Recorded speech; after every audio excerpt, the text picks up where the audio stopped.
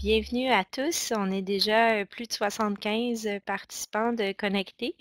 Il y avait plus de 170 personnes inscrites aujourd'hui, donc ça montre l'intérêt de notre thématique d'aujourd'hui sur la santé mentale des étudiants internationaux. Donc, merci à tous de vous être connectés et de participer à cette activité aujourd'hui du CAPRES. Pour ceux qui ne m'ont jamais vu dans un webinaire, mon nom est Lucie Charbonneau, je suis coordonnatrice du CAPRES. C'est moi qui s'occupe, entre autres, d'organiser les activités comme celle d'aujourd'hui. Donc, pour les petites questions techniques, si vous êtes participant, c'est normal que vous n'ayez pas accès à votre caméra et à votre micro. Seuls les panélistes et l'animatrice y ont accès. Vous allez les voir tout au long du webinaire. Vous devriez aussi voir leur présentation PowerPoint. On a mis un lien dans le chat pour que vous ayez accès aux présentations en format PDF. Vous les recevrez aussi par courriel à la suite de la présentation d'aujourd'hui. Avant de commencer, un petit mot sur le CAPRES. Donc, pour ceux qui le connaissent peut-être un peu moins, le CAPRES a deux objectifs, d'être une vitrine, de diffuser les connaissances et aussi d'être une interface, de mettre en réseau différents acteurs collégiales et universitaires. Aujourd'hui, Benjamin Gallet fait partie du niveau collégial, Karine et Chantal représentent le niveau universitaire. On a aussi 3 panélistes qui représentent à la fois la recherche et la pratique. C'est ce qui nous permet de travailler vraiment en mobilisation des connaissances, donc d'avoir des connaissances de différents milieux. On travaille toujours sur toutes sortes de thématiques. La santé mentale des étudiants internationaux se retrouve plus dans les caractéristiques de l'étudiant, qui est notre première grande thématique, mais c'est toujours en lien avec l'accessibilité, la persévérance, la réussite. Pour vous donner une idée, notre dossier qui sort demain, le 12 décembre, portera sur la formation à distance. Donc, on sera plus dans l'enseignement et l'apprentissage à ce moment-là. On s'adresse à plusieurs types de publics, mais notre public cible, c'est principalement les professionnels, les conseillers, les intervenants dans les établissements universitaires et collégiaux. Donc, les conseillers d'orientation, les conseillers pédagogiques, les gens qui travaillent aussi avec les personnes à l'administration. Mais évidemment, on touche aussi les chercheurs, les enseignants, les gestionnaires, les personnes qui œuvrent dans les organismes et les ministères, ainsi que, ultimement, évidemment, les étudiants. À chaque année, on produit plusieurs choses, donc 2 dossiers thématiques. En 2019, pardon, on a fait un dossier sur les étudiants internationaux et c'est ce qui nous a amené à développer le webinaire aujourd'hui. Le dossier sur les étudiants internationaux, on y parlait déjà de la santé mentale, mais on trouvait que c'était intéressant de faire une activité pour permettre aux chercheurs et aux praticiens de vous présenter un peu plus précisément ce qu'ils font et ce qu'ils ont trouvé dans leur recherche et ce qu'ils font comme pratique. Donc, aujourd'hui, c'est Chantal Asselin qui va animer le webinaire d'aujourd'hui. Donc, Chantal détient une maîtrise en recherche et en formation à distance de l'unité d'enseignement et de recherche de l'éducation à la TELUC et un doctorat en éducation de l'UQAM. Elle poursuit ses recherches sur le processus d'intégration socio-professionnelle et académique des personnes issues de l'immigration au sein des institutions et des organisations québécoises à la chaire de recherche sur l'intégration et la gestion de la diversité en emploi.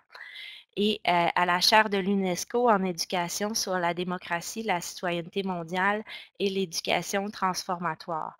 Donc, pendant près de 20 ans, elle a travaillé en vente et formation en enseignement collégial, universitaire et en formation en entreprise. Depuis 2016, elle enseigne à la maîtrise en éducation à l'Université d'État d'Haïti, à l'Université Roi-Christophe en Haïti. Elle agit comme chargée de cours aussi à l'UQAR. Elle écrit et parle français, anglais, espagnol et elle se spécialise dans le développement de programmes en pratique d'intégration des immigrants dans des institutions et dans les organisations québécoises en présence et en ligne. Donc, comme elle agit déjà à plusieurs niveaux, notamment au niveau gouvernemental, mais aussi dans les universités, on trouvait que son expertise était tout à fait intéressante pour animer le webinaire d'aujourd'hui. Donc, Chantal, je te laisse céder la parole pour la suite. À tout à l'heure.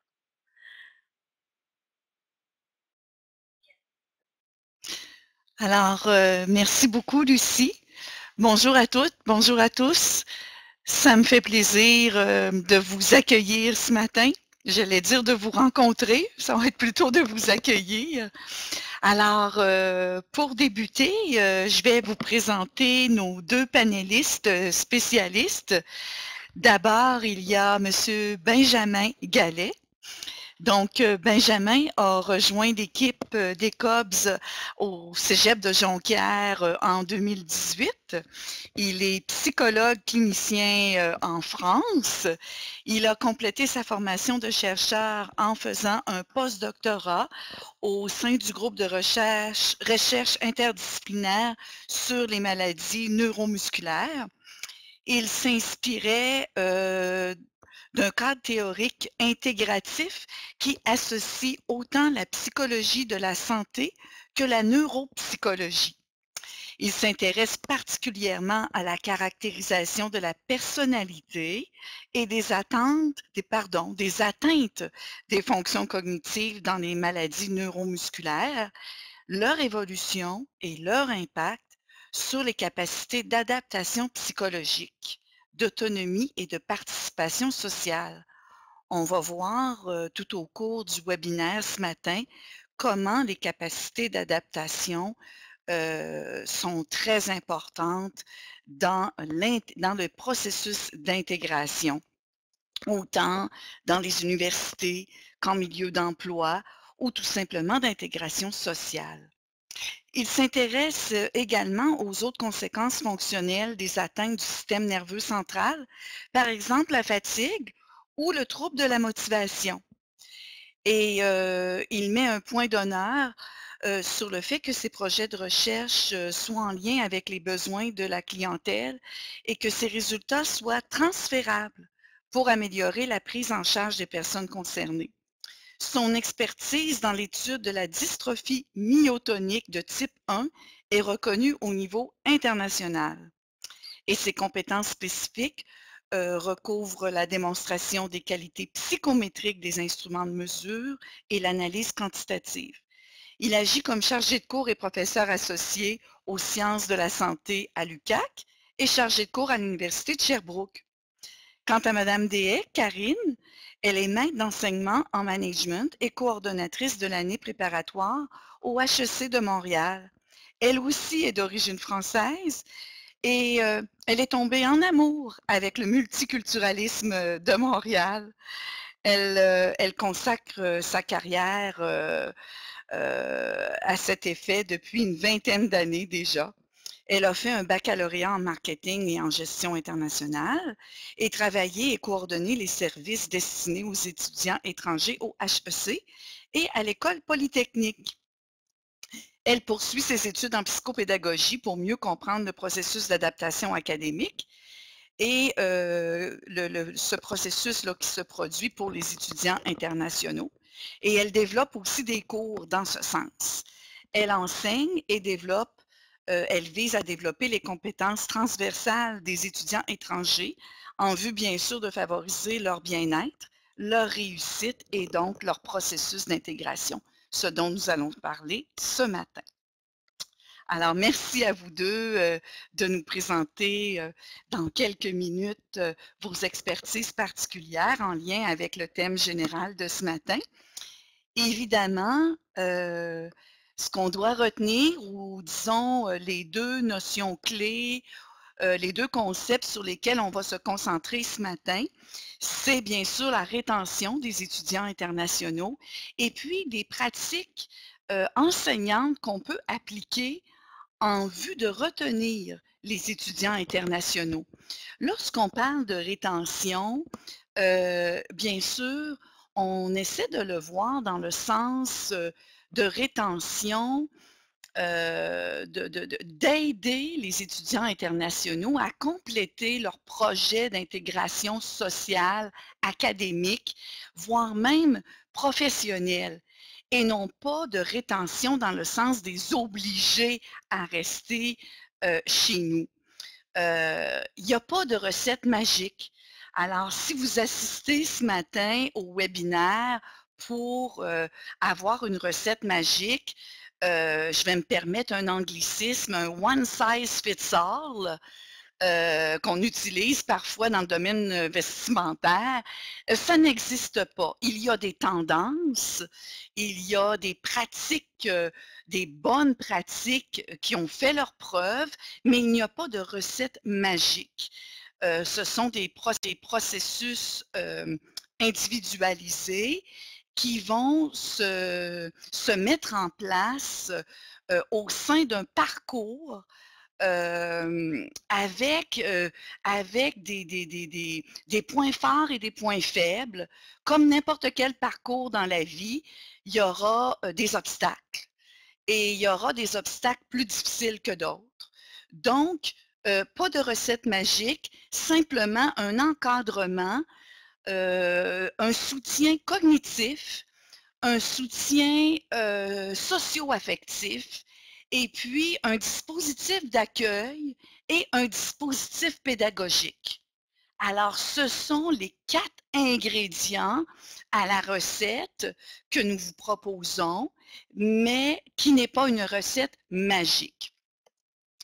Donc, on va parler de représentation sociale, de représentation culturelle. On va reparler aussi de reconstruction de nouvelles représentations sociales, par rapport aux référentiels ou aux référents, aux habitudes de vie qu'on avait dans notre pays d'origine ou dans notre pays dans lequel on a grandi. Ce matin, on parle d'étudiants internationaux. On ne parle pas nécessairement de réfugiés ou on ne parle pas nécessairement de résidents permanents ou encore d'immigrants ou d'immigrants récents. On parle d'étudiants internationaux. La définition du ministère d'un étudiant international est un étudiant qui vient faire son projet d'études à l'international, chez nous, mais qui a une visée, qui peut avoir différentes visées.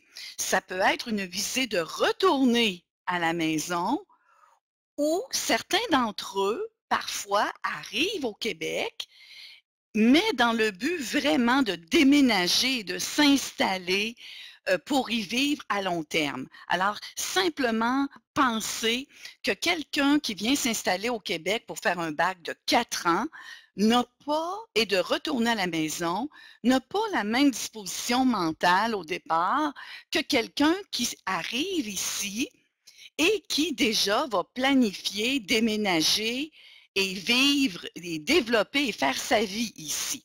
Alors, c'est des nuances qu'on doit prendre en considération. On va parler aussi de choc culturel, de choc éducationnel, de processus d'acculturation, d'adaptation psychologique et d'adaptation socioculturelle, de dissonance cognitive. Les dissonances cognitives, ça réfère au point dans la courbe d'apprentissage où on se sent en crise, où on se sent un peu dépassé par les événements. C'est normal, dans le cadre du processus d'apprentissage, d'avoir des moments, d'hésitation, de déséquilibre où on n'est pas trop certain, lorsqu'on acquiert des nouveaux concepts, des nouvelles pratiques, il est normal, les premières fois, de se sentir stressé. Donc, c'est sûr qu'un étudiant international va éprouver ce sentiment-là et c'est sûr que les personnes autour de lui ou d'elle qui vont mettre en œuvre des nouvelles pratiques d'encadrement pour être capables de soutenir pédagogiquement ou socio-affectivement cet étudiant-là, peuvent se sentir en déséquilibre. C'est tout simplement humain, ça fait partie du processus. On va parler aussi, bien sûr, de malentendus interculturels. Hem, je vais vous parler, d'abord des chocs éducationnels, principaux selon la littérature scientifique. Bon, oui, selon ma thèse, mais aussi selon d'autres littératures, d'autres auteurs, de la littérature scientifique. D'abord, les principaux chocs éducationnels qui ont été répertoriés chez plusieurs, étudiants, internationaux, c'est la recherche documentaire exhaustive en ligne. Toutes les possibilités, les bibliothèques en ligne qu'on a, ne sont pas accessibles dans plusieurs pays et surtout les processus de, par exemple, de recension documentaire, d'évaluation documentaire ou de sélection documentaire ne sont pas toujours connus et donc appliqués lorsqu'on arrive, par exemple, au Québec. Alors ça, c'est un choc éducationnel. L'emploi du «je» dans, les rédactions argumentaires. Souvent, les étudiants internationaux vont nous dire en entrevue qu'ils sont habitués à employer le «nous», jamais le «je» dans leur texte. Aussi, un autre choc éducationnel, c'est l'autonomie. Au Québec, on a beaucoup d'autonomie, au Québec et dans plusieurs pays, du G8, et même du G20, on a beaucoup d'autonomie, contrairement à certains autres pays. On a aussi les normes de présentation académique qui diffèrent de, plusieurs pays. La négociation avec la personne enseignante, c'est aussi un choc, assez, important. Dans plusieurs pays, on n'ose pas, contredire ou affirmer une posture ou une opinion différente de celle du professeur ou de la chargée de cours. Les travaux en coopération, les travaux en collaboration, on ne connaît pas souvent la nuance entre les 2. Rapidement, je peux vous dire qu'un travail en collaboration, c'est un travail, par exemple, qui va se faire en équipe et où, toutes les personnes vont être, intégrées dans toutes les parties d'un travail d'équipe. Tandis qu'un travail en coopération va plutôt être ne sera pas un travail d'équipe, mais plutôt un travail de groupe, où chaque personne va faire sa partie dans un travail de groupe. Alors, ça, ce sont des chocs autant de coopération ou de collaboration. Les soutiens cognitifs et socio-affectifs sont aussi des chocs. Souvent, les étudiants internationaux nous disent en entrevue qu'ils vont aller chercher du soutien cognitif auprès des étudiants québécois, s'ils sont au Québec.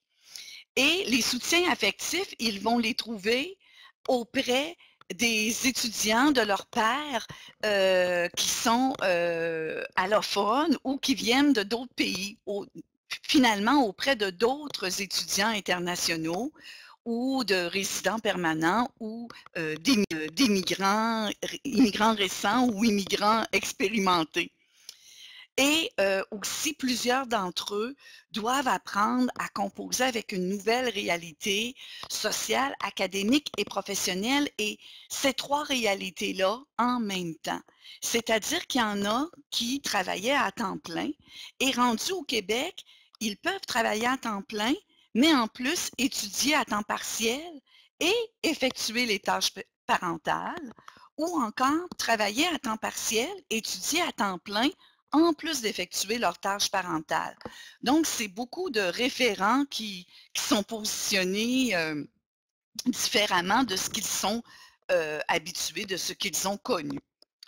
Ensuite, encore quelques minutes pour préciser les facteurs clés de l'intégration selon la littérature.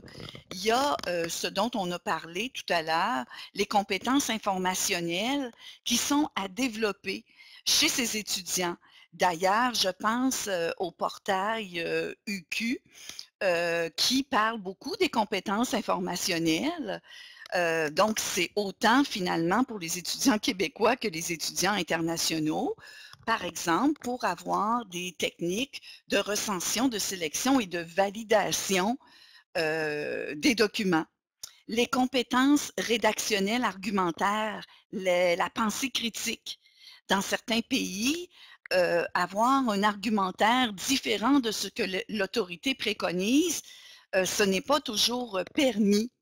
Donc, au Québec, de développer les capacités argumentaires, ça demande un effort, effectivement, de respecter les normes méthodologiques, les normes aussi de production heuristique, les compétences génériques d'autonomie et de créativité, et de développer aussi, comme on disait tout à l'heure, les compétences communicationnelles avec les pairs québécois, avec les pairs allophones, parce que tout à l'heure, on les a distingués dépendamment si on parlait de soutien pédagogique ou de soutien affectif, et puis de négocier avec la hiérarchie, ce qui est relativement nouveau.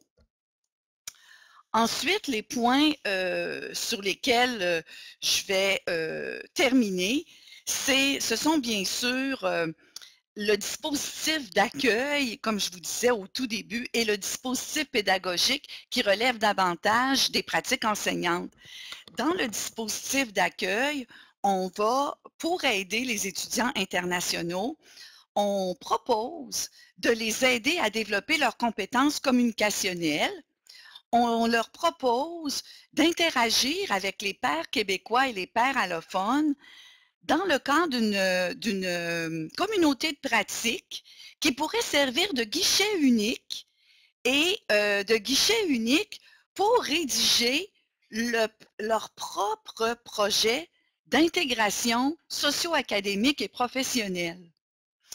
Et le dispositif pédagogique qui pourrait relever davantage d'une application par les enseignants seraient des pratiques à développer chez les enseignants pour aider les étudiants internationaux à développer leurs compétences rédactionnelles, génériques, d'autonomie, d'argumentaire et informationnelles pour sélectionner les documents scientifiques les plus pertinents à leur production. On pourrait aussi les aider en leur donnant des exercices basés sur les typologies de Bloom, de Gagné et de Tardy. Et en développant ces compétences-là, il pourrait demander davantage de reconnaissance d'acquis et de compétences et de suivre des formations continues au lieu de reprendre toujours leur formation initiale et de pouvoir évoluer académiquement et professionnellement d'une manière beaucoup plus proche de leur expertise réelle. Alors, il est 10h52, je vais m'arrêter ici et je propose que M. Benjamin puisse poursuivre avec sa propre présentation. Ensuite, Karine poursuivra et vers 11h25 ou environ, ce sera la période de questions. Merci et surtout, nous vous souhaitons un excellent webinaire.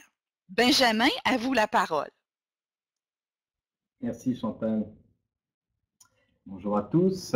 Oui, alors je vais donc vous présenter une étude que nous avons réalisée à ECOB au Cégep de Jonquière sur l'adaptation psychologique à l'expérience migratoire chez les étudiants internationaux dans les cégeps et collèges du Saguenay-Lac-Saint-Jean, donc Chicoutimi, Jonquière, Saint-Félicien et Collège d'Alma.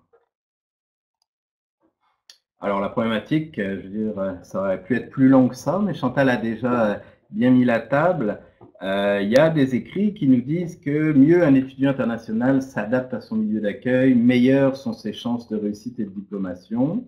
On a aussi observé des liens entre le bien-être psychologique d'un étudiant et son apprentissage, sa réussite au postsecondaire. En revanche, les écrits sur la santé mentale, notamment des étudiants internationaux, eh bien, il y en a très peu au niveau collégial. On s'est donc un petit peu pris en main ces questionnements-là. Puis, notre étude, c'est un devis mixte, qualitatif et quantitatif, où on a cherché finalement à mieux comprendre ces deux questions principales. Quelle représentation sociale les étudiants internationaux se font-ils de leur expérience migratoire, mais aussi l'expérience migratoire pouvant être vécue comme un stresseur. Quel est l'impact de cette expérience sur leur vécu psychologique et comment s'y adaptent-ils? J'avoue que pour ma part, c'est plus ça que je vous présente aujourd'hui dans le cadre de ce webinaire sur la santé mentale. Mais intéressant, donc on avait dans cette méthodologie à la fois le point de vue des personnes interrogées. Donc on avait fait des focus group de 48 étudiants qui nous parlaient justement de leur représentation sociale, de qu'est-ce que la réussite, qu'est-ce que l'intégration. Et on avait 21 entrevues individuelles. Et ces mêmes étudiants ont également complété un certain nombre d'échelles psychologiques qui sont la base du travail que je vous présente aujourd'hui. Les 21 étudiants interrogés individuellement, on voit qu'en majorité, ils ont 18 à 25 ans, ils sont en diplomation complète, donc ils viennent pour 3 ans. Aussi, un fait intéressant, c'est qu'ils sont presque tous issus de familles nombreuses. Ils avaient minimalement 4 frères et sœurs et plus. Ils sont non boursiers pour la plupart. Et intéressant aussi, ils viennent finalement, pour un certain nombre d'entre eux, ils ont quitté un emploi ou ils ont quitté aussi un statut universitaire pour finalement venir ici au Québec pour le cégep ou le collège. Rapidement, ça, ce sont les défis vécus par les étudiants qu'on a interrogés. Donc là, c'est vraiment le volet qualitatif qui nous a permis de décrire un certain nombre de vécus. Et notamment, les étudiants nous ont dit qu'ils n'étaient pas nécessairement conscients de ce qui les attendait en terre d'accueil. De plus, les étudiants vivent de la pression de la part de leur famille quant à leur réussite. Ça, c'est un élément très important pour interpréter les résultats psychologiques que je vais vous décrire par la suite. Donc, des familles nombreuses, souvent, on envoie un enfant de la famille à l'étranger, puis il a cette pression de réussite parce que toute la famille derrière attend sa réussite sociale et économique pour peut-être aider le reste de la famille. Nous avons aussi observé des difficultés communicationnelles, difficultés à tisser des liens avec les pairs québécois et parfois même un ressenti de rejet lors de la formation des équipes pour les travaux. Et bien sûr, des aspects plus en lien avec la scolarité, le rythme de cours rapide, charge de cours importante et la difficulté, bien sûr, parfois à comprendre le contenu des cours, l'accent, les exemples aussi, les expressions. Donc, tout ça, ça amène une certaine surcharge chez ces étudiants-là. Donc, maintenant, au niveau du vécu psychologique, l'adaptation à l'expérience migratoire, on est parti d'un cadre conceptuel du modèle transactionnel du stress selon Lazarus et Folkman, qui est certes un peu ancien, mais qui est quand même un des plus utilisés encore à l'heure actuelle pour expliquer le stress et son impact. On observe finalement qu'il y a un certain nombre de déterminants individuels et environnementaux qui vont moduler la perception, l'évaluation que l'individu se fait d'un événement. Celui-ci influence les stratégies d'adaptation qu'il va utiliser face à ces événements et ainsi influence bien sûr les issues psychologiques et somatiques. À partir de ce cadre, on a utilisé des échelles, un certain nombre d'échelles qui reprend un petit peu toutes les catégories de ce modèle. Donc les ressources personnelles, on a évalué aussi la façon dont l'individu lui-même s'auto-perçoit face au stress et face à des situations de stress. Les stratégies d'adaptation qu'il utilise, il y en a un certain nombre, mais notamment centré sur le problème sont des stratégies qui permettent souvent d'affronter le problème, d'affronter la situation pour diminuer la charge émotionnelle qui l'accompagne. Le coping centré sur l'émotion, finalement, c'est souvent des comportements un peu plus passifs, d'évitement, culpabilité, pensée magique. Là, on va, si vous voulez, donner une nouvelle signification à l'événement stressant pour, encore une fois, se préserver par rapport à l'impact émotionnel de ces événements-là. Et on avait ensuite, bien sûr, un certain nombre d'échelles pour mesurer finalement aussi bien le bien-être psychologique, donc un point de vue plus positif de la santé mentale, et également une échelle d'anxiété et de dépression. Au niveau de l'analyse descriptive, au sujet du bien-être psychologique, eh bien, en moyenne, si je prends l'ensemble du groupe, les étudiants se considèrent en bonne santé psychologique. Leurs scores sont relativement élevés et les dimensions les plus élevées sont l'engagement social et la sociabilité, ce qui est très intéressant parce que dans ce processus d'adaptation, eh bien, ce sont les dimensions qu'il faut finalement le plus exploiter pour se sentir bien.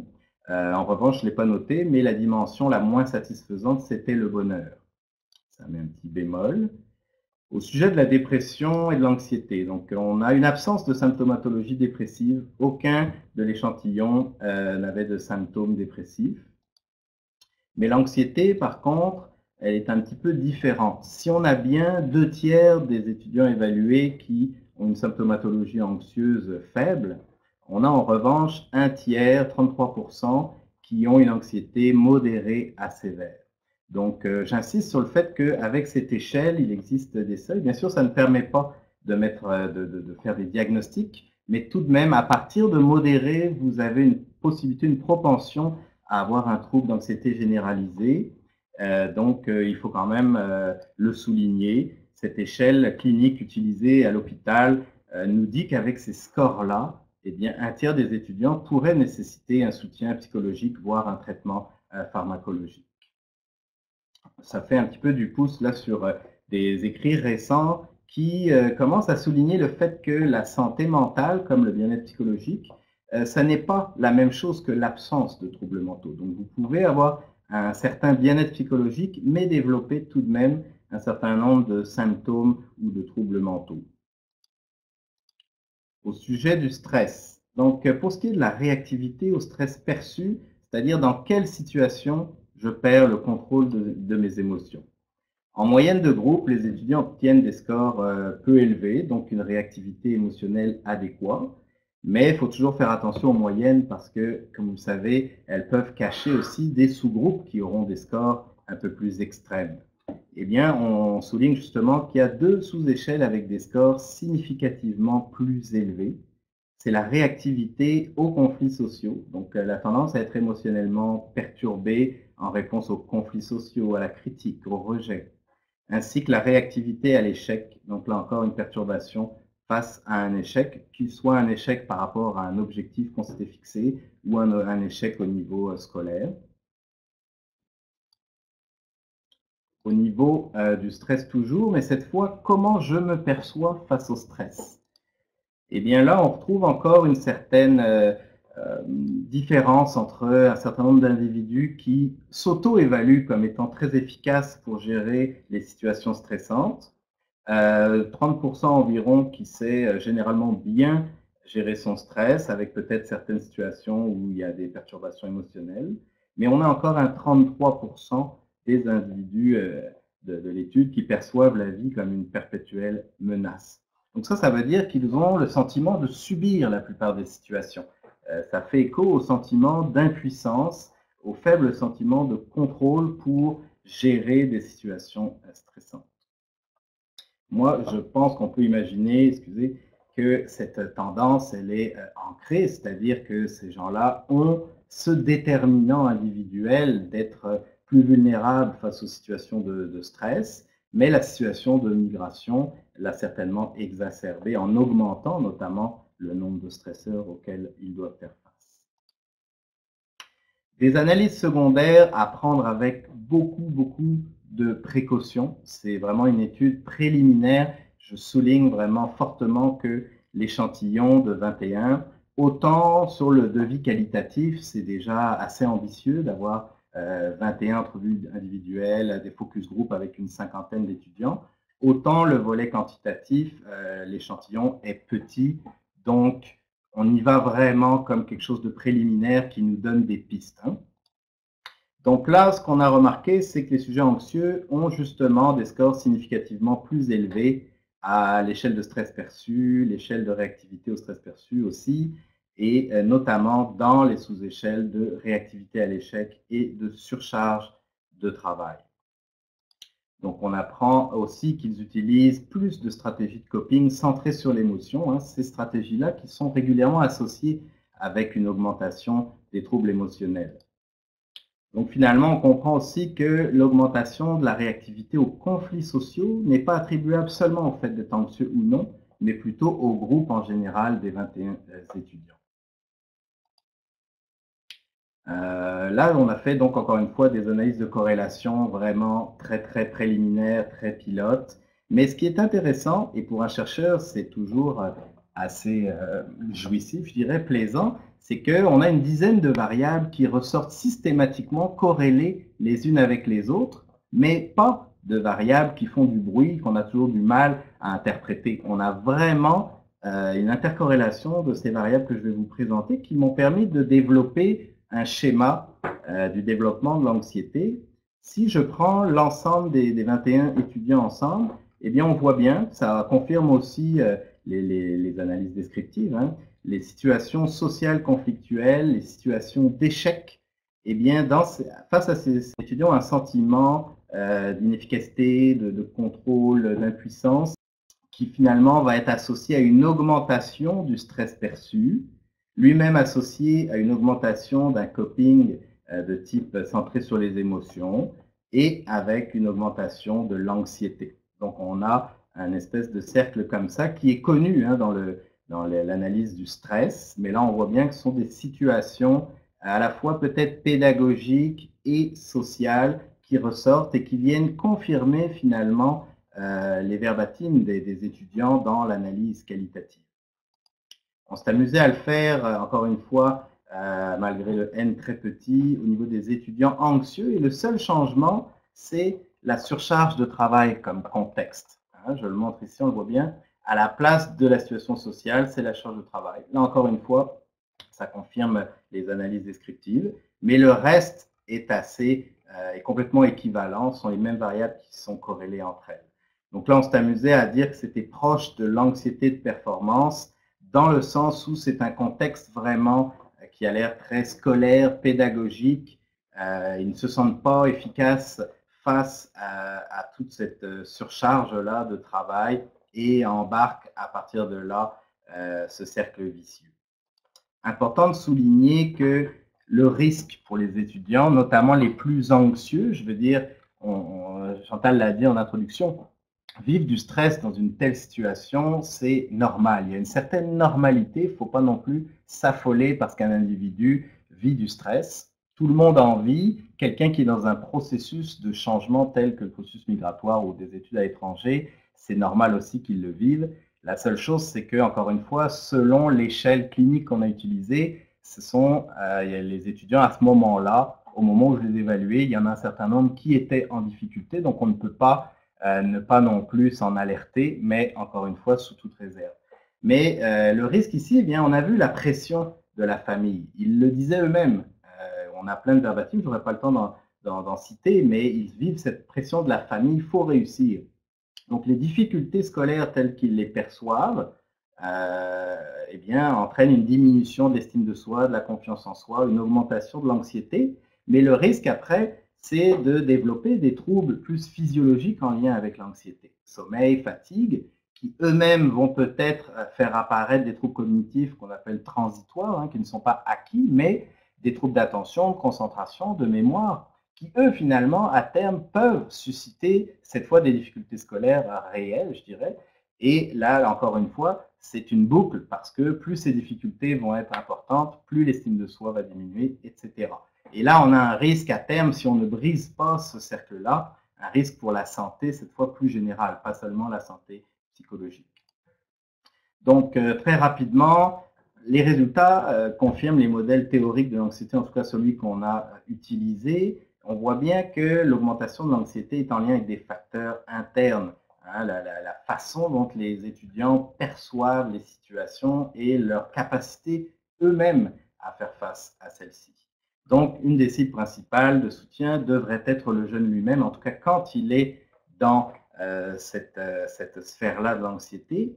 Mais bien sûr, des changements opérés sur l'environnement, sur les sources de stress, pourrait aussi avoir une efficacité, notamment en termes préventifs, parce qu'on voit bien qu'on a deux gros contextes qui sont au niveau social et au niveau, bien sûr, des difficultés à s'adapter à la pédagogie. Eh bien, ce sont deux éléments qu'on peut finalement changer en amont et qui font que peut-être l'anxiété ne va pas se développer. Donc, notamment, ce sont des courts exemples, préparation à la pédagogie québécoise. Il y a beaucoup de travail qui est fait. Puis, je ne veux surtout pas dire que les gens qui sont en ce moment même dans les cégeps, dans les collèges, en train d'aider les jeunes, je ne dis pas qu'ils font mal leur travail. Je pense simplement que peut-être il y a des stratégies à mettre en place, il y a sûrement des moyens aussi à augmenter, mais voilà, il y a des axes comme ça de travail à faire encore sur la préparation, sur la relation avec les pairs québécois et la préparation aussi aux défis. Je dirais que de manière globale, les étudiants ont souligné qu'ils ne s'attendaient pas forcément à vivre tous ces défis. Donc, si on les aide à anticiper, mais pas dans une anticipation anxieuse, en disant tu vas avoir des problèmes avec tes pairs québécois, tu vas avoir des problèmes à t'adapter. Non, c'est simplement de susciter la possibilité et que psychiquement, ils se mettent déjà au travail. Et ça permet de ne pas finalement être pris par surprise et donc d'être un petit peu dans le stress comme ça. Un petit élément aussi important, je crois que je suis passé vite, mais on a vu que la relation sociale était à la fois un des domaines qui suscitait le plus grand bien-être psychologique, mais c'est aussi un de ceux qui crée le plus de stress. Comment on l'a expliqué? Ben, finalement, c'est grâce cette fois au volet mixte, parce que ça pouvait paraître contradictoire au départ. Mais ce qu'ils nous ont bien expliqué, c'est que justement, ils avaient de très bons rapports avec les étudiants internationaux. Comme le disait Chantal, là, dans un soutien peut-être plus socio-affectif, ils redéveloppent de belles relations, puis ils peuvent vivre pleinement cette belle expérience. Simplement, ils sont déçus parce qu'en venant, ils savaient l'importance que ça aurait d'être en bon rapport avec les étudiants québécois pour justement être dans un processus d'acculturation. Mais là, ils ont souvent été déçus par ces difficultés-là, ce rejet. Donc, c'est pour ça que finalement, la relation sociale peut être aussi bien mal vécue que bien vécue. On continue, mais globalement, moi, je disais que finalement, de ce que nous ont dit les étudiants, on voit que souvent l'accent au niveau de l'accueil est mis dans les premiers jours.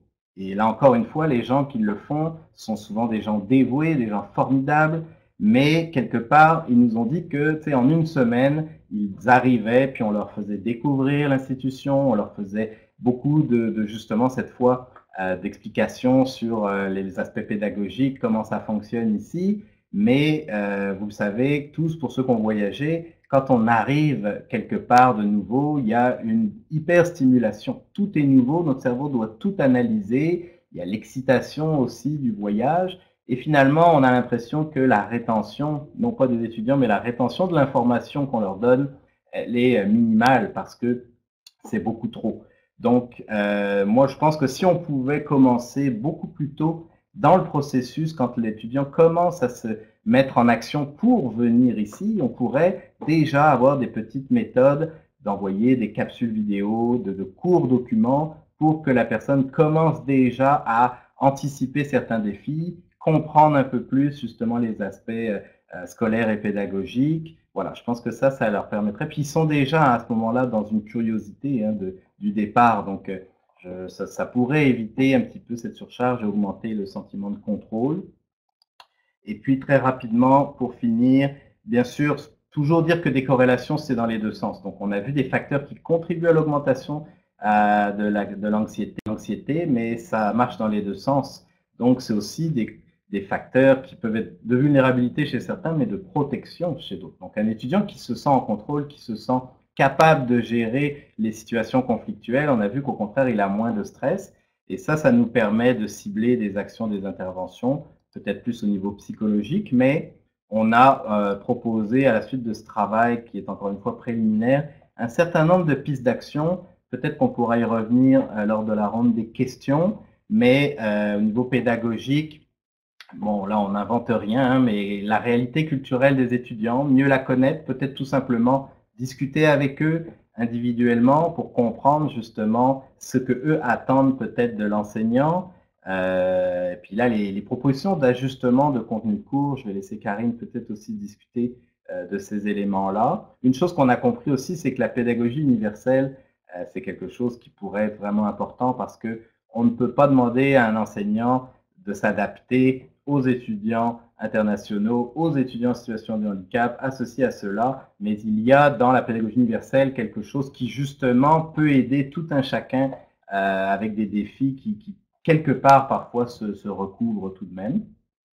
Et au niveau bien sûr psychosocial, bon, ben là c'est peut-être plus pour les aidants, mais on voit bien que à la fois démythifier les conflits relationnels, ils ont été marqués toujours par ces situations de rejet. Donc je pense que aussi mettre l'accent sur le fait qu'un rejet n'est pas forcément du racisme, c'est peut-être tout simplement la peur de l'inconnu, le manque d'envie peut-être d'aller changer ses modalités de fonctionnement. Hein, quand ils nous ont dit qu'il y avait des travaux de groupe et puis ils voyaient bien que le groupe n'était pas constitué, mais les étudiants québécois leur ont dit non, on est complet.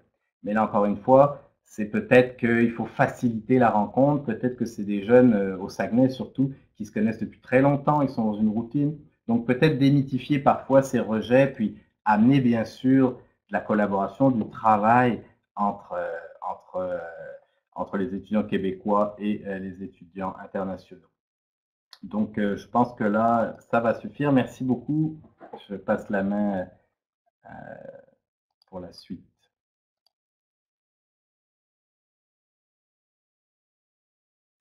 Alors, merci beaucoup, Benjamin. Bonjour à tout le monde.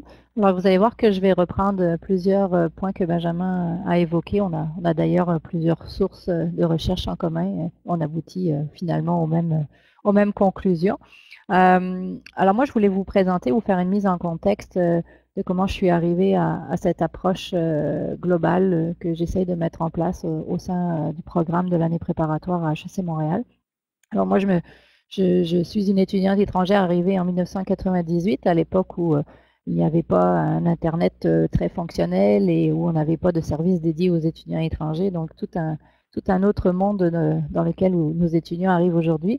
Mais je me suis beaucoup reconnue dans les défis que Benjamin a mentionnés. Je pense que ça n'a pas beaucoup évolué, les défis restent les mêmes. Je me souviens d'incompréhension dans la salle de classe par rapport à du vocabulaire qui était très différent, des noms d'entreprises dont j'avais jamais entendu parler, donc il me manquait un contexte. Donc, c'est des petits souvenirs comme ça qui reviennent, Benjamin, quand tu évoques ça. C'est surtout beaucoup d'émotions aussi qui reviennent. Si j'avoue, je me souviens plus trop du contenu de mes cours. Je me souviens beaucoup, par contre, des émotions que j'ai ressenties dans les premières semaines quand je suis arrivée, des émotions très mélangées, hein, faites d'excitation, de crainte, de peur, des nouvelles découvertes, des nouvelles rencontres, mais aussi des doutes et puis de l'isolement, de la solitude. C'est des émotions que j'ai revues et que j'ai entendues beaucoup dans mon bureau pendant les 15 années où j'ai été au service aux étudiants étrangers, que ce soit à HEC ou à Polytechnique. C'est des moments où des rencontres, puis je pense qu'il y a beaucoup de gens ici qui entendent les mêmes propos dans nos bureaux depuis des années. Donc, ce sont beaucoup d'émotions, beaucoup de doutes, beaucoup de moments de solitude.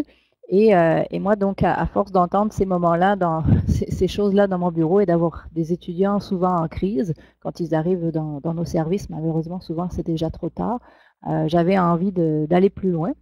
J'avais surtout envie d'avoir une approche plus préventive. C'est pour ça que je suis passée à l'enseignement, parce que j'avais beau animer des ateliers, proposer certaines activités, j'arrivais pas à rejoindre vraiment ceux que je voulais aller rejoindre. Les gens qui participaient, ce sont souvent les étudiants qui en avaient malheureusement le moins besoin. Donc il y avait une certaine frustration et c'est pour ça que je suis passée à l'enseignement. J'ai eu la chance à HEC Montréal de pouvoir proposer un cours qui permettait de faire davantage de prévention sur tous les sujets dont on vient de parler. C'est un peu de ça dont je vais vous évoquer aujourd'hui, comment j'en suis arrivée à créer ce cours-là.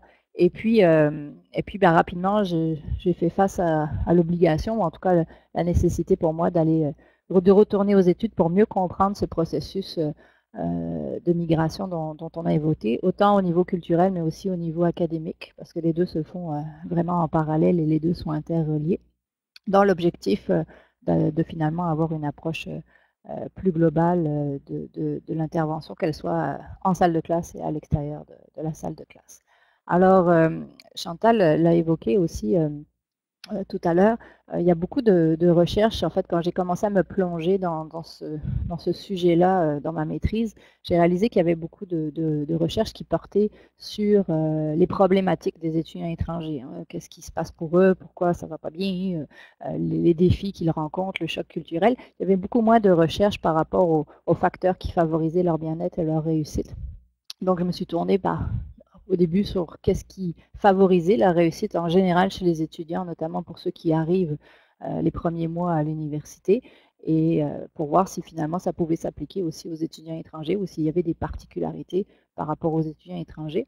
Donc les grands facteurs, Chantal en a parlé beaucoup au niveau des stratégies d'apprentissage. Hein. Chantal, tu as mentionné aussi les compétences informationnelles, la pensée critique. Donc moi, c'est aussi ce dont je pense qui est important. Donc tout ce qui est au niveau des stratégies d'apprentissage, un étudiant qui possède déjà des bonnes stratégies d'apprentissage, forcément ça favorise sa réussite à l'université. On a parlé aussi d'intégration sociale, Benjamin en a beaucoup parlé, et du facteur motivationnel, notamment est-ce que finalement c'est ma décision de venir étudier dans cette université ou c'est une décision qui m'a été parfois imposée. Donc ça a été, c'est un facteur important. Puis on réalise que finalement dans la réussite des étudiants, tout le monde est impliqué. Benjamin a mentionné que forcément l'étudiant est le principal acteur de sa propre réussite, mais bien entendu les pairs, les services, les enseignants, finalement on forme une grande équipe tout autour de ces étudiants pour favoriser leur réussite.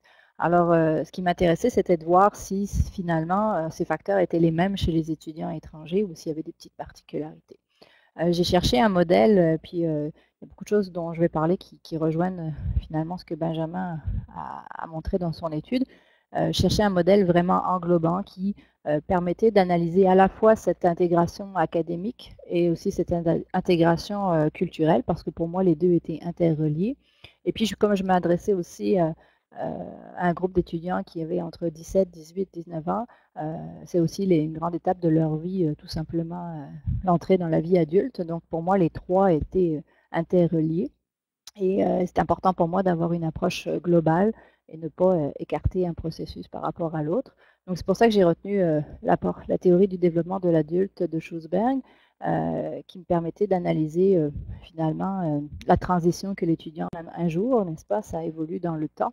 Donc c'est un peu ça qui est un peu frustrant de ce modèle-là, c'est que c'est un modèle évolutif, parce que la transition ne se fait pas un jour, n'est-ce pas, ça évolue dans le temps. Donc c'est un peu ça qui est un peu frustrant dans une recherche où finalement on prend une photo, une image un jour J, alors qu'on sait très bien que la transition, c'est quelque chose qui se développe beaucoup, beaucoup dans le temps. Donc c'est ce que j'ai aimé dans ce modèle-là. Laisser aussi une grande place aux perceptions, parce que comme Benjamin, je pense que c'est important de finalement donner la parole aux étudiants et de voir comment eux-mêmes vivent leur propre transition, parce que les perceptions, c'est le facteur qui va faire en sorte qu'un étudiant va vivre bien ou moins bien sa situation, en tout cas un des deux facteurs. Et puis le modèle permettait de définir 4 facteurs finalement à regarder pour voir si la transition allait être vécue positivement ou moins bien. Donc voilà. Donc les 4 facteurs qui étaient observés finalement dans ce modèle-là. Le premier, c'est finalement la situation, puis ça rejoint un peu ce que Benjamin mentionnait sur la pression parentale. L'étudiant, finalement, c'est de regarder comment il vit cette transition qu'il est en train comment il voit cette transition qu'il est en train de vivre, pardon. Est-ce qu'il la voit de manière positive, plutôt neutre ou plutôt négativement? Qu'est-ce qu'on va observer ou qu'est-ce qu'on va regarder pour analyser finalement cette situation-là? C'est de regarder quel est l'élément déclencheur qui a fait que l'étudiant est parti vivre à l'étranger, a fait ce choix-là. Est-ce que c'est sous la contrainte? Est-ce que c'est un vrai choix ou est-ce que c'est un non-choix? C'est-à-dire qu'il n'y avait pas de possibilité chez lui et puis finalement il est obligé de partir. Est-ce que ça fait suite à un échec ou ou un refus dans une autre université. Tous ces facteurs-là vont vraiment être très importants pour voir comment l'étudiant, dans quelles conditions, dans quel état d'esprit il arrive pour vivre cette première expérience. On va regarder si le timing est bon, est-ce qu'il se sent prêt, est-ce que c'était le bon moment pour lui tout simplement dans sa vie, est-ce qu'il y a d'autres événements, des stress concurrents qui vont être reliés à ce départ-là, un stress financier pour la famille, un parent qu'on laisse derrière qui est malade, toutes sortes d'événements finalement individuels qui vont faire que la situation va être perçue différemment. Est-ce que cette situation implique un changement de rôle, un rôle social différent, je perds mon rôle de grand frère, je perds mon statut social, va beaucoup changer par ce déménagement. Donc, tous ces éléments vont être analysés pour que finalement l'étudiant puisse voir est-ce que ma situation, je l'aperçois comme quelque chose qui va me permettre de gagner tout simplement, ou est-ce que j'y perds beaucoup? Est-ce que je vois mon verre à moitié plein ou à moitié vide finalement face à ce choix ou à ce non-choix que je viens de faire? Donc en fonction ça, c'est la première finalement analyse que l'étudiant va inconsciemment faire. Et puis c'est très important parce que Benjamin l'a mentionné, ils ne se rendent pas toujours compte de l'impact de leur décision, de ce que ça va engendrer chez eux. Ensuite, l'étudiant va analyser les ressources qu'il va avoir à sa disposition pour faire face à cette situation-là. Alors des ressources internes et des ressources externes. Alors la première ressource, c'est vraiment le soi. C'est vraiment est-ce que on va évaluer la capacité de l'autonomie que l'étudiant possède déjà, sa capacité, son optimisme, son engagement, sa spiritualité, sa capacité, sa résilience personnelle. Donc, ce sont toutes les ressources qu'il a en lui et qu'il a à sa disposition au moment du départ et à son arrivée. Et puis les facteurs de soutien. Est-ce que quelles sont les ressources qui sont à ma disposition? On a parlé du soutien affectif. Donc oui, il y a les pairs ici, des étudiants, notamment d'autres étudiants internationaux, mais aujourd'hui avec les technologies, il y a aussi la famille qui est à l'étranger, qui reste un soutien affectif très très présent. On voit, il n'est pas rare aujourd'hui de voir des étudiants qui parlent quotidiennement sur Internet à leurs parents, à leurs amis. Donc le soutien affectif, le soutien aussi cognitif, on en a parlé tout à l'heure avec Benjamin. Donc est-ce que comme je n'ai pas accès facilement à mes étudiants, à d'autres étudiants normalement, notamment d'origine québécoise, pour comprendre le système, comprendre comment ça fonctionne, finalement, on va se rendre compte que les enseignants deviennent aussi un soutien très, très important dans ce processus d'intégration. Et ensuite, à partir du moment où l'étudiant va faire cette analyse de ressources internes et externes, ça va lui permettre de voir quelle stratégie il doit mettre en place pour faire face à la situation et à la transition. Et puis, Benjamin en a parlé des stratégies instrumentales de résolution de problèmes et des stratégies plus palliatives de gestion d'émotions, de gestion du stress. Donc, c'est un petit peu le modèle que j'ai utilisé. Puis, on voit que ça regroupe beaucoup ce que tu mentionnais, Benjamin. Donc, je vais vous épargner tous les détails au niveau de l'approche, mais ce qu'on a essayé, on a sollicité 150 étudiants, on a eu 66 participants, donc pour une approche qualitative, c'est quand même un grand échantillon. Et ce qu'on a fait, c'est qu'on a fait 2 images. On a vraiment on a sondé les étudiants à la première semaine où ils sont arrivés au Québec et 5 mois plus tard, à la fin de la première session. Donc on est intervenu 2 fois pour pouvoir voir vraiment l'évolution de la transition. Et on l'a fait aussi dans un cadre pédagogique particulier, dans un cours qui était dédié justement à soutenir l'adaptation et la transition des étudiants. Alors, les observations qu'on a faites, finalement, regroupent beaucoup les observations que tu as mentionnées aussi, Benjamin, dans ton étude. La première chose, c'est l'impact donc de la perception du choix dont je parlais tout à l'heure. Est-ce que c'est ma décision ou ma non-décision? Ça joue beaucoup sur la façon dont l'étudiant va interagir, va s'impliquer, va se mobiliser pour pouvoir faire face au changement qu'il est en train de vivre. On a remarqué aussi que l'importance de l'accès à l'information avant le départ, Benjamin, tu en as parlé, c'est un facteur très, très important. Je vais y revenir tout à l'heure, de ce qu'on peut faire concrètement pour favoriser cet accès à l'information. Benjamin, tu en as déjà glissé quelques mots, pour permettre à l'étudiant finalement de voir la concordance entre son potentiel et les défis qu'il va avoir. Pas de faire peur, mais vraiment de prévenir et de donner leur temps pour qu'ils puissent réaliser que cette transition et ce choix-là, c'est quand même, ça a des implications, ça va demander des efforts, de la mobilisation, des ressources, et voir si l'étudiant se sent en mesure de finalement y faire face. Présenter aussi clairement les ressources externes, les ressources qui existent sur le campus pour tout de suite commencer à créer un lien avec ces ressources qui sont souvent très très bien développées dans nos campus et qui sont parfois sous-utilisées par les étudiants. Souvent, ils apprennent à les connaître quand il est déjà trop tard. Au niveau de soi, on en a déjà parlé aussi. Benjamin a souligné de l'importance du développement de l'autonomie, de la connaissance de soi. Réaliser une transition comme celle-là, ça nous met au défi, ça nous permet de mieux nous connaître. On se surprend dans tous les sens du terme, positivement et négativement. On développe des compétences sociales et interpersonnelles. Les étudiants souvent ont été surpris par l'évolution de leurs propres compétences en si peu de mois. Ça se fait souvent de façon inconsciente. Ils se sentent obligés de développer de la résilience, de mobiliser leurs propres ressources internes, et ils se surprennent eux-mêmes. Et c'est ça qui est intéressant aussi quand on leur fait faire ce genre d'exercice, c'est qu'ils réalisent parfois qu'ils ont plus de force en eux que ce qu'ils pouvaient imaginer à la base. Donc ça, c'est quelque chose d'important à faire. Au niveau du soutien, on l'a mentionné, il tend à s'étendre et à se diversifier parce que rapidement, il réalise que la famille et les amis qu'on a laissés derrière, même si on a accès à eux régulièrement et par les moyens technologiques, malheureusement, ils ne sont pas toujours en mesure de bien comprendre ce qu'on vit, ce qu'on ressent, surtout s'ils n'ont jamais vécu des périodes d'expatriation. On peut aussi voir qu'on a peur de les inquiéter. Donc on ne leur dit pas tout, on ne peut pas forcément se confier, on veut faire face aussi à la pression parentale qu'on subit, donc on ne veut pas montrer les doutes, les échecs, les difficultés qu'on rencontre. Donc finalement, on se retrouve direct à se tourner vers des ressources plus proches, donc les pairs, mais aussi des ressources institutionnelles, notamment les enseignants, puisqu'on les fréquente plus régulièrement, et ils deviennent une ressource d'information importante, notamment pour clarifier les attentes du système, pour bien comprendre la vie même quotidienne. Les enseignants sont souvent en première ligne. Et puis, tout ceci évolue finalement avec des nouveaux besoins qu'on n'avait pas pris en considération au tout début.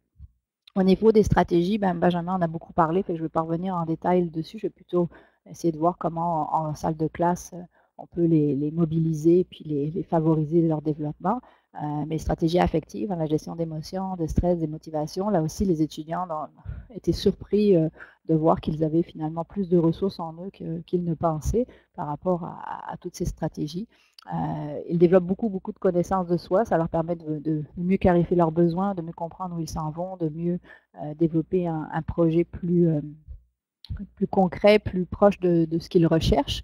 Des stratégies d'organisation qui sont extrêmement importantes pour garder le contrôle sur la situation, pour faire face aux nouveaux rythmes de vie, aux nouvelles attentes au niveau des études, mais aussi au niveau personnel, l'organisation, juste aller se faire à manger, apprendre à faire une lessive, toute cette organisation de la vie quotidienne qui ne faisait pas forcément partie de leur quotidien avant.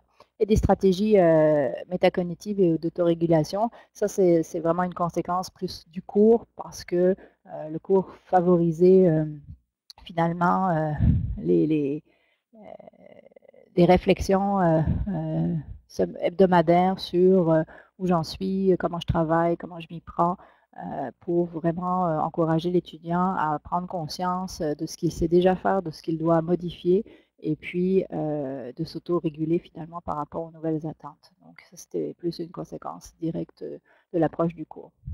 Alors plus concrètement, pour pouvoir rejoindre ces points-là, au niveau de la situation, on en a parlé, l'accès à l'information bien avant le départ, c'est essentiel. Alors aujourd'hui, il y a beaucoup d'universités, beaucoup de collèges qui, bien sûr, ont leur site web, mais des webinaires, des témoignages, des formations pré-départ, même dans les pays d'origine, des entrevues, avoir un processus d'entrevue.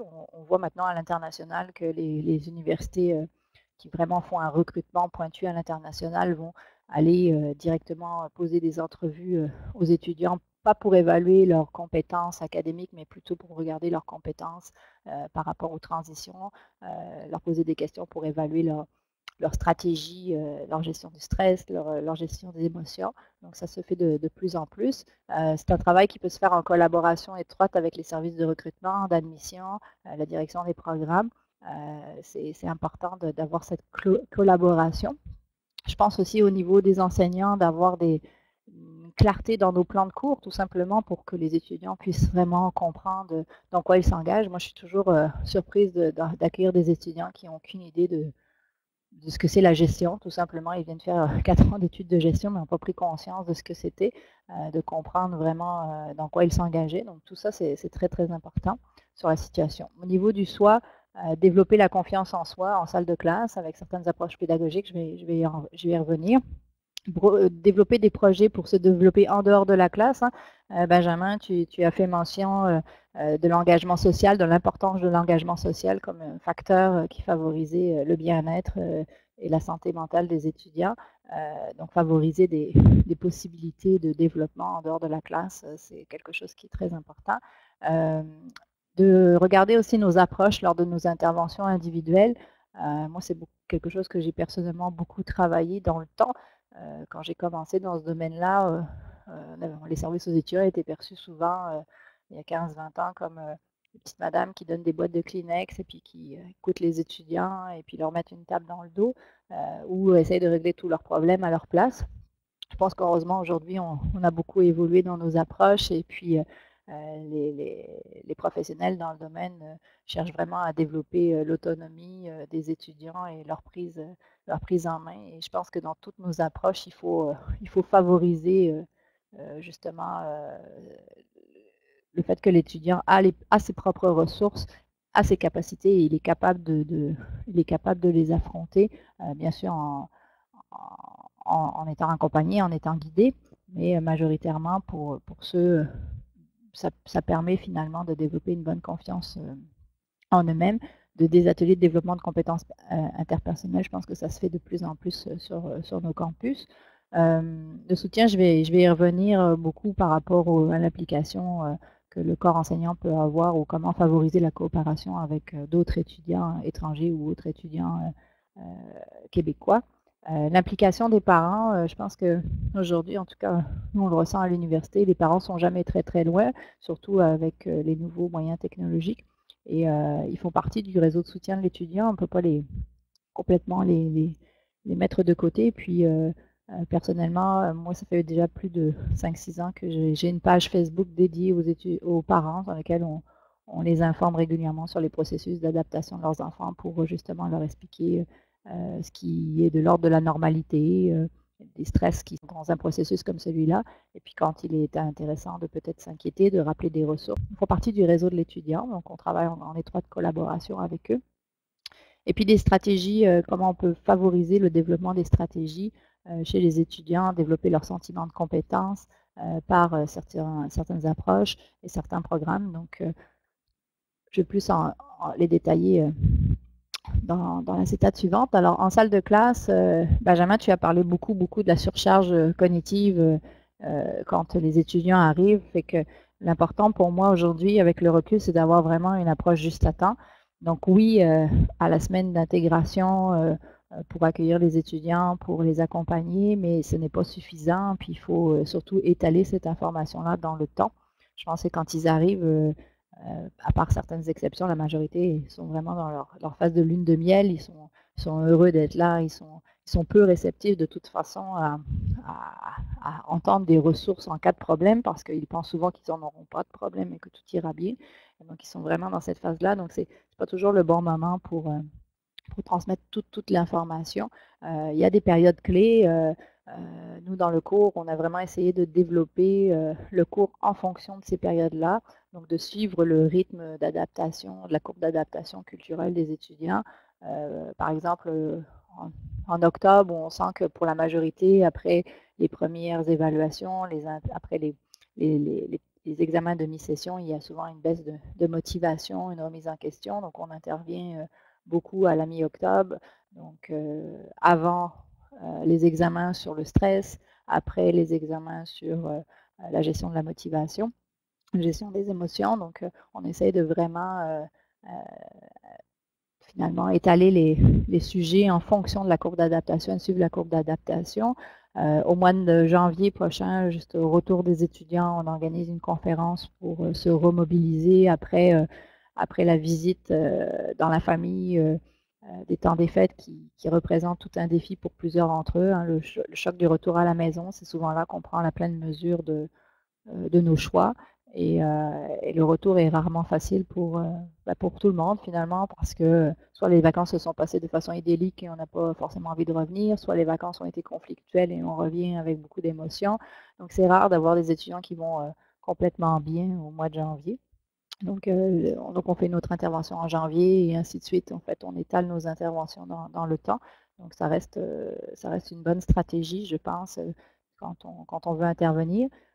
S'approprier les facteurs de transition, souvent on connaît la théorie, on connaît les enjeux, mais on ne l'explique pas aux étudiants eux-mêmes. Fait que dans le cours, on a décidé non seulement de leur parler de la courbe d'adaptation culturelle, donc de leur montrer finalement ce qu'ils vont vivre, mais leur montrer aussi ce que c'est qu'un symptôme de choc culturel pour qu'ils puissent s'identifier, de reconnaître leurs propres symptômes. On leur parle de la stratégie de résilience, de comment ils peuvent se mobiliser quand ils ressentent du stress. L'idée, c'est qu'à travers un journal de bord, qu'ils fassent une réflexion continue semaine par semaine et puis qu'ils puissent se voir évoluer. Donc c'est une réflexion qui est guidée par des questionnements où l'étudiant peut vraiment constater s'il va bien, finalement, quelles ressources il a à sa disposition, qu'il se rende compte des forces aussi qu'il possède, du soutien qui est disponible au sein de l'université, et puis peu à peu puisse rapidement identifier s'il va bien ou s'il est temps de peut-être aller consulter quelqu'un. C'est un outil très intéressant aussi pour moi en tant qu'enseignante, parce que je vais régulièrement lire que je sens ou qu'intuitivement je vois qu'il y a un étudiant pour qui je suis inquiète. En allant lire son journal de bord, ça me permet de rapidement de voir où il en est, de voir s'il participe à ce processus-là aussi, et puis d'intervenir plus rapidement en salle de classe et de référer au service approprié. C'est un outil très très intéressant. Depuis quelques mois, j'ai aussi créé des espaces de co-coaching ou de co-développement en salle de classe. Donc, les étudiants sont amenés finalement en petits groupes à réfléchir à la problématique d'un de leurs pairs et puis de travailler ensemble pour trouver des solutions sur la problématique que le père, que leurs collègues vivent finalement. Donc, l'étudiant choisit sa problématique en tout début de session. Il identifie quel défi il pense rencontrer en termes de gestion de temps, en termes de gestion de stress, de motivation, de gestion des émotions. Et chaque semaine, il arrive avec une problématique concrète qu'il va finalement transmettre à ses collègues. Et ses collègues vont à l'aide du cours et des ressources qu'il y a à la disposition du cours, essayer de trouver une solution à la problématique. C'est vraiment quelque chose qui a été très, très bénéfique cette année, cette approche de co-coaching, parce que ça a beaucoup renforcé l'empathie des étudiants, la collaboration. Ça a beaucoup eu d'impact aussi sur l'isolement que certains pouvaient vivre. Ils se rendent compte aussi que finalement, il y a beaucoup de monde qui vivent la même chose qu'eux. Donc ça dédramatise aussi certains aspects. Donc ça a été vraiment une approche très très intéressante qui peut se faire en salle de classe. Là, mon cours s'y prête vraiment bien, mais ça peut aussi se faire, je pense, à l'extérieur de la classe en développant des activités, des petits ateliers de prévention ou sur certains sujets où on peut inviter les étudiants à venir discuter avec d'autres étudiants qui vivent la même chose qu'eux, puis d'échanger des bonnes pratiques ou des bonnes recettes pour mieux affronter. Ça peut être animé par des personnes aussi, des services aux étudiants, des spécialistes en santé mentale, et puis ça leur permet d'être dans une approche qui peut-être leur convient davantage que parfois prendre un rendez-vous chez un psychologue. Il y a toute une barrière qui est là, qui reste compliquée à diminuer. Je pense qu'en classe, on a aussi la possibilité souvent de mettre en lumière ces ressources-là qui sont disponibles sur le campus par différentes façons. Moi, de plus en plus, j'essaie d'inviter les différents services à venir en salle de classe pour présenter un aspect, pour collaborer sur une dimension du cours. il y a des personnes régulièrement qui viennent dans le cadre du cours. Ça permet aux étudiants de voir des visages et non pas juste des titres, des titres ou des personnes qu'ils ont vues juste une fois au sein de juste à l'accueil.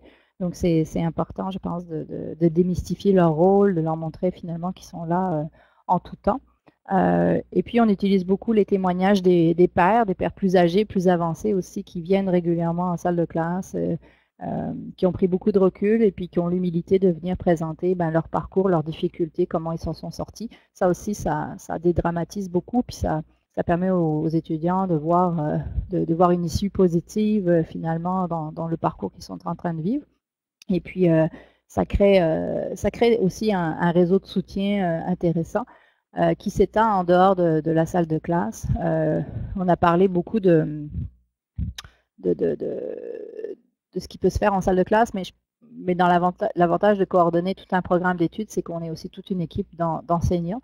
Et puis pour moi, c'est très important que les enseignants soient sensibilisés eux-mêmes à tout ce processus-là. Bien sûr, il y a la bienveillance, qui est la clé de toute intervention en salle de classe, mais sensibiliser, former les enseignants au processus que vivent les étudiants étrangers, aux symptômes qu'ils peuvent observer en salle de classe, leur montrer aussi de plus en plus que, puis Benjamin t'en a parlé beaucoup, on a parlé de stratégie d'apprentissage, que oui, ils ont un contenu à enseigner, mais ils ont aussi peut-être des méthodes aussi à transmettre sur comment j'aborde ce cours-là, comment je devrais me préparer au cours, comment je dois m'y mettre pour l'étudier. Donc vraiment transmettre des méthodes de travail, questionner les étudiants sur comment ils s'y prennent pour le cours, les encourager à parfois leur dire qu'ils font les choses de la bonne façon ou parfois les encourager à rectifier sur leur façon d'appréhender le cours. Travailler aussi peut-être dans une approche plus englobante, plus de programmes, avoir le même message pour un programme, pour tout le programme. Donc vraiment, nous on essaye que toute l'équipe enseignante, par exemple, ait la même notion, ait les mêmes attentes par rapport au professionnalisme attendu en classe, le fait d'arriver à l'heure, qu'est-ce que c'est que la participation, qu'est-ce que c'est que l'engagement dans le cours, comment on se prépare au cours, qu'on ait tous la même ligne directrice. Donc c'est une ligne directrice qu'on définit avec les étudiants au début de la session et qui finalement est répétée dans l'ensemble des cours pour que le message soit clair et qu'il soit cohérent et que les étudiants ne reçoivent pas différents messages à interpréter. Donc ça, c'est quelque chose qu'on essaie de faire de plus en plus. On a aussi développé un outil qui s'appelle Agissez maintenant.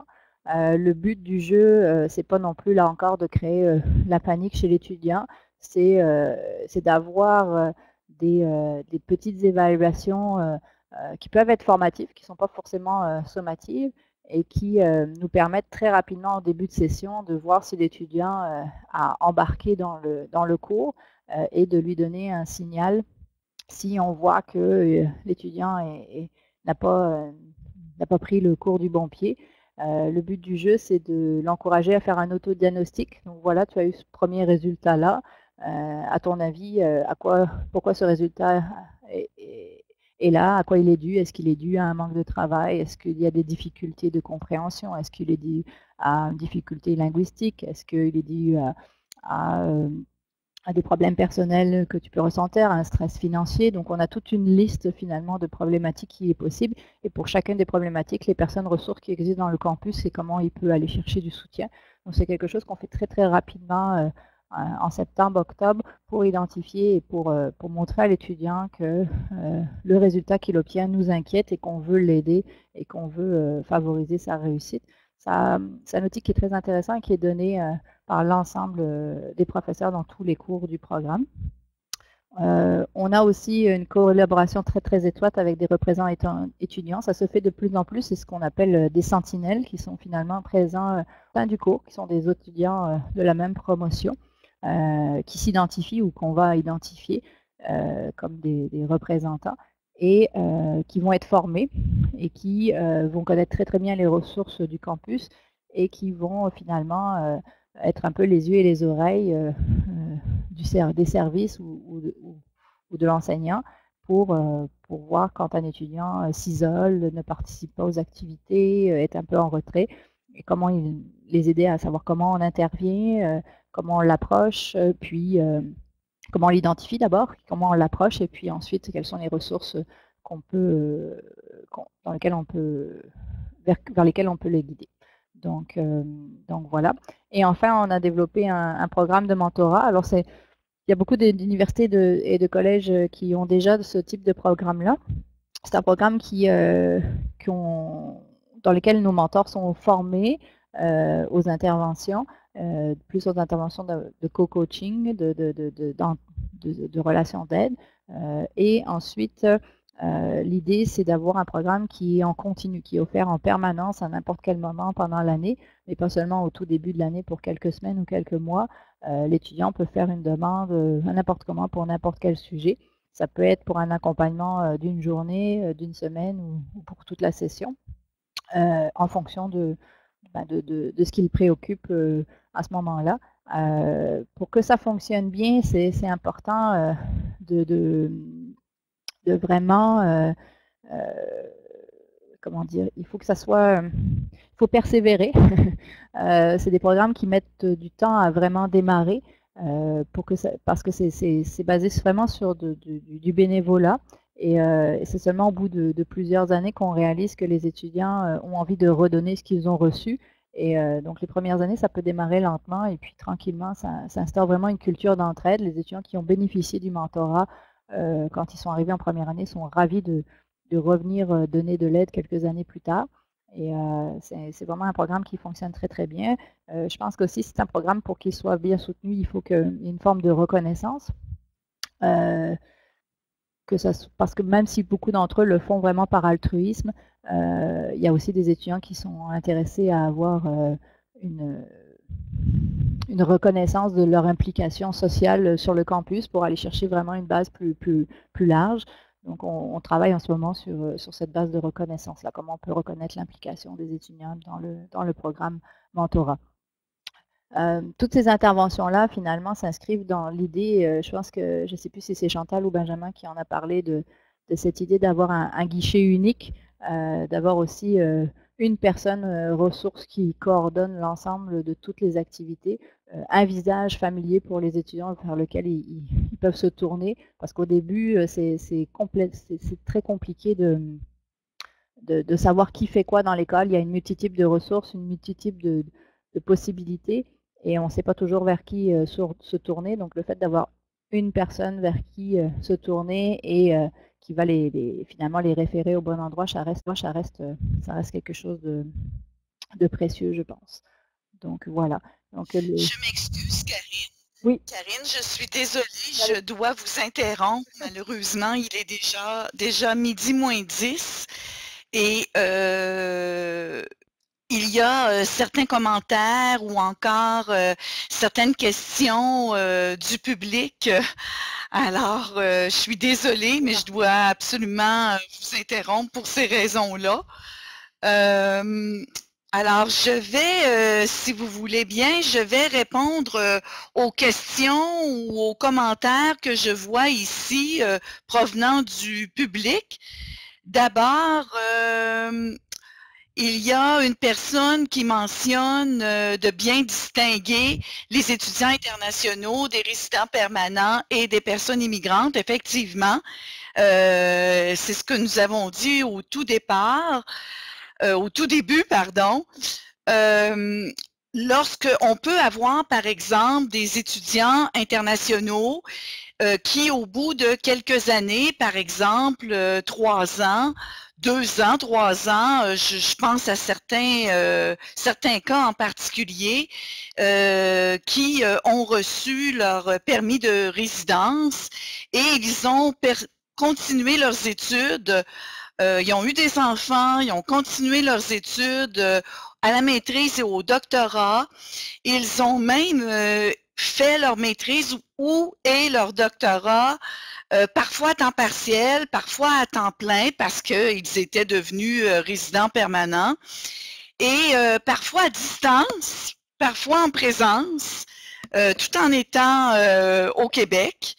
Donc, c'est pour ça qu'on disait au départ de bien, qu'il n'y a pas de recette magique, mais de bien, il y a des pratiques, il y a des tendances, mais il faut toujours en revenir finalement au cas par cas.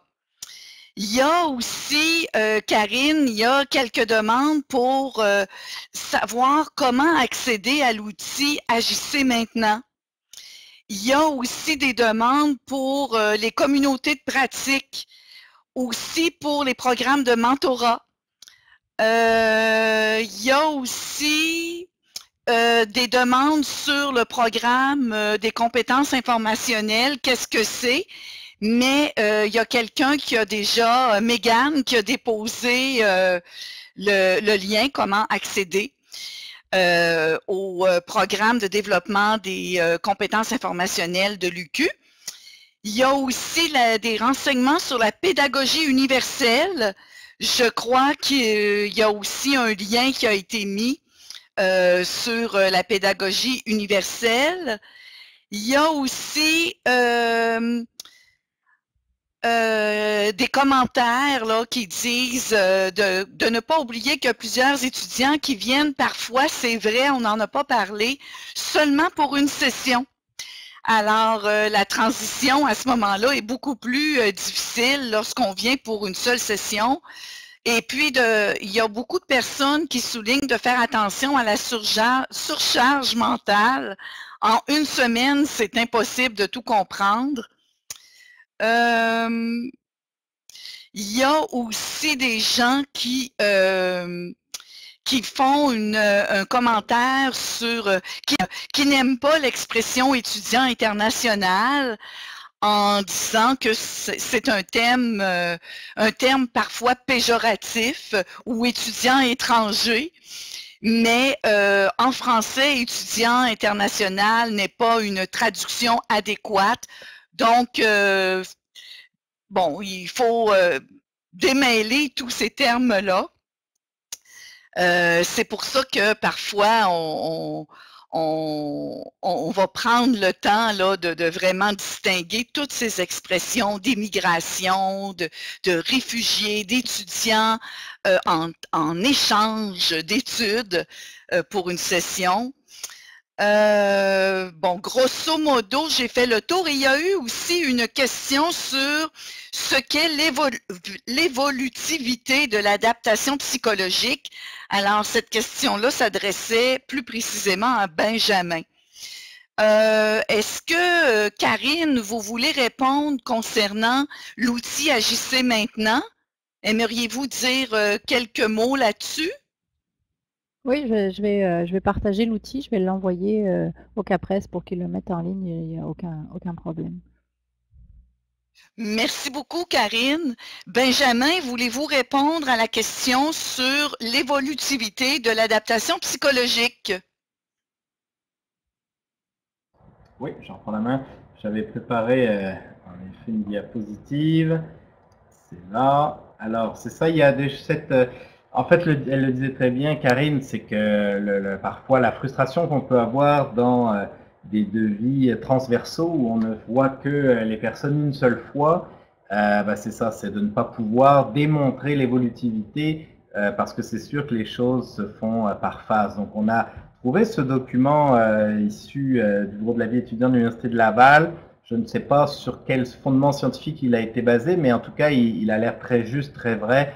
Karine parlait de cette première phase de lune de miel, et ensuite, on est confronté à un certain nombre de réalités. Puis là, peut-être même que les phases plus dépressives embarquent plutôt qu'anxieuses. Je parle d'un point de vue psychologique. Puis après, on met en place les ajustements.